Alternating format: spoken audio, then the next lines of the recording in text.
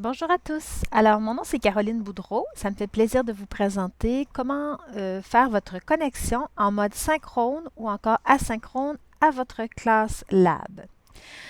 On va d'abord voir le mode synchrone. Ça veut dire que vous êtes en présence de vos élèves. Ça peut être à l'école, donc si vous avez les tablettes ou les portables, ou encore même si vous êtes en enseignement à distance à la maison, et bien que vous êtes connecté en même temps avec vos élèves.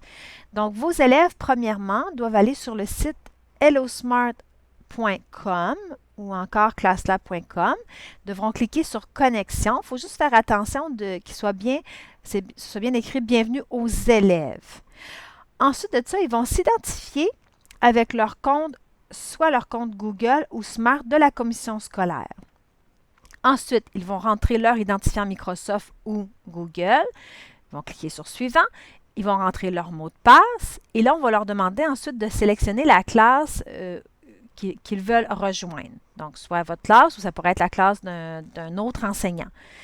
C'est super important. La première fois que vos élèves vont se connecter, il y a une question qui va leur arriver en premier. Ils vont leur demander comment vous appellent vos élèves.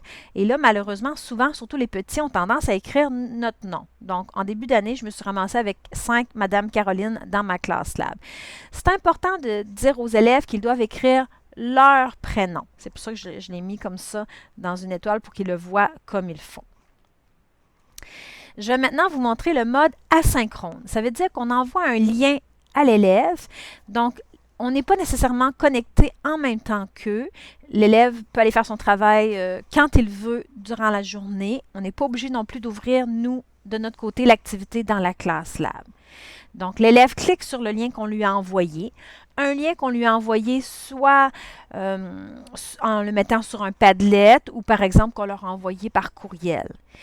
Ils vont arriver sur cette page chic, ça va être marqué Bienvenue aux élèves. Ils vont cliquer sur Connectez-vous. Ils vont choisir quel compte. Est-ce que c'est un compte Microsoft ou Google? Moi, personnellement, on est Microsoft, c'est pour ça que j'ai mis la flèche sur Microsoft. Ensuite, ils vont écrire leur identifiant Microsoft ou Google, selon si vous êtes Google ou Microsoft, en cliquant sur Suivant. Moi, je dis à mes parents, si vous êtes à la maison, et là, la question va arriver de est-ce que vous voulez qu'on enregistre le mot de passe? Je dis toujours aux parents, de grâce, cliquez oui, je veux enregistrer le mot de passe. Comme ça, le lendemain ou dans l'après-midi, lorsque leur enfant va vouloir se reconnecter à une activité, n'aura pas besoin de tout rentrer à nouveau ses identifiants. La connexion va se faire automatiquement. Ici à droite, j'ai fait un petit rappel à mes élèves que quand ils terminent un travail, ils doivent cliquer sur Terminer pour me dire qu'ils ont terminé. Mais si moi, je les corrige et ils ont des corrections à faire, s'ils veulent pouvoir se corriger, ils doivent cliquer sur Édition en haut à droite et recliquer à nouveau sur Terminer pour me dire j'ai vraiment terminé mon travail. Je vais aller vous montrer maintenant dans la classe Lab comment faire pour envoyer l'activité à vos élèves. Donc, vous êtes dans votre classe Lab. On va prendre cette activité ici, par exemple, remettre le récit en ordre. Je clique sur les 3 petits points bleus. Je clique sur Partager un lien. Et là, je veux avoir un lien élève. Donc, obtenir un lien d'accès pour l'élève. Et je vais copier ce lien-là. Je vois que le lien a été copié. Et là, à ce moment-là, je peux aller le coller soit dans un courriel ou sur le Padlet. C'est comme vous voulez. Il y a une petite option super intéressante ici, c'est qu'on peut arrêter de partager. C'est une option super intéressante si vous avez dit à vos élèves, vous avez jusqu'au 14 janvier à 15 heures pour remettre votre travail. Bien, le 14 janvier à 15 heures, vous venez ici, vous recliquez sur les 3 petits points et vous cliquez sur Arrêter de partager. Comme ça, le lien de l'élève, même s'il l'a encore sur le Padlet ou dans ses courriels, l'élève ne pourra plus avoir accès à cette activité-là. Donc, moi, personnellement, j'ai enseigné à distance au printemps. Au début, je prenais la connexion en mode synchrone parce que j'étais là en même temps que les élèves sur ma petite plateforme de visioconférence et tout ça. Rapidement, je me suis rendu compte que la connexion en mode asynchrone avait de plus grands avantages. Même si je suis connectée en mode synchrone en visioconférence avec eux, je trouvais que le mode asynchrone, pour ma part, c'était mieux. C'était mieux parce que ça permet à des élèves de travailler sur différentes leçons.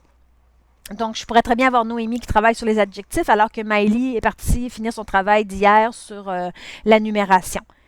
Et comme l'élève est connecté avec un lien élève, il ne dépend pas de moi. Donc, je n'ai même pas besoin de laisser ma classe lab ouverte. Je n'ai pas besoin non plus de donner le rythme aux élèves. Les élèves se promènent d'une page à l'autre, ils sont vraiment indépendants. La beauté de la chose, c'est que même s'ils sont en mode asynchrone, moi, en tant que professeur, si j'ouvre par exemple l'activité sur les adjectifs, je peux aller voir ce que ma petite Noémie est en train de faire dans son travail individuel. Donc, je peux quand même la corriger, lui apporter une petite rétroaction, même si elle est en mode asynchrone, il n'y a pas de problème. Un petit truc que j'ai peut-être oublié de dire tout à l'heure, je vais revenir sur la diapo, c'est que quand vous êtes en classe avec vos élèves ou encore à distance, mais que vous êtes en mode synchrone, c'est-à-dire qu'ils sont entrés dans votre classe et que vous avez parti l'activité. Le désavantage à ce moment-là, c'est que vous devez laisser la classe lab ouverte. Donc, si vous avez donné la journée pour faire le travail, il faut laisser la classe lab ouverte toute la journée ou encore donner des créneaux horaires, dire, bon, ben, elle va être ouverte de telle à telle heure, tu viendras faire ton travail. Et le deuxième, il y a aussi ici en mode synchrone, il faut falloir alors aller dans la classe lab, donner le rythme aux élèves. Je vous montre comment. Donc, si je pars l'activité ici, j'ai cliqué sur commencer. Et là, malheureusement, quand j'ai fait l'enregistrement, je n'ai pas pensé de prendre le plus grand écran, mais à gauche, on a comme deux petits bonhommes et il va ouvrir le panneau de configuration. Puis regardez, on voit quand même ici, là, il est sur enseignant, mais je vais donner le rythme à l'élève. Regardez, j'ai glissé le truc ici sur le rythme à l'élève. Donc, à partir de maintenant, les élèves peuvent tourner les pages à leur guise dans le document, alors que si je le laisse aux enseignants, les élèves ne pourront pas tourner les pages.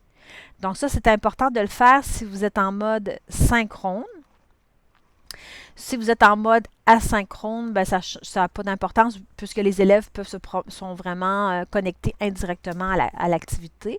Donc, ils sont connectés plutôt directement à l'activité, donc ils n'ont pas besoin de vous pour changer les pages.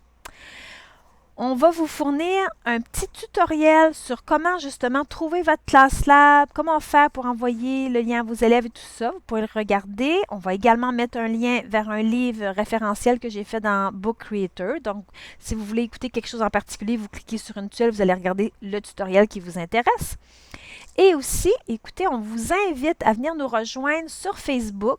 On a créé un groupe privé qui s'appelle le groupe des profs Smart. Il y a déjà plus de 1300 personnes qui sont connectées avec nous.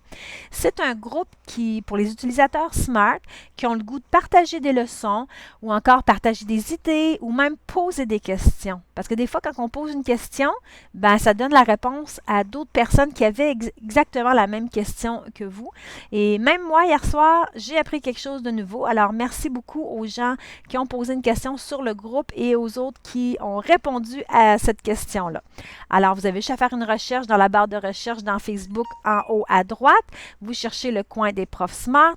Vous répondez aux questions parce que ce groupe-là est un groupe privé pour les professionnels de l'éducation et on va vous accepter avec plaisir. Bienvenue à tous!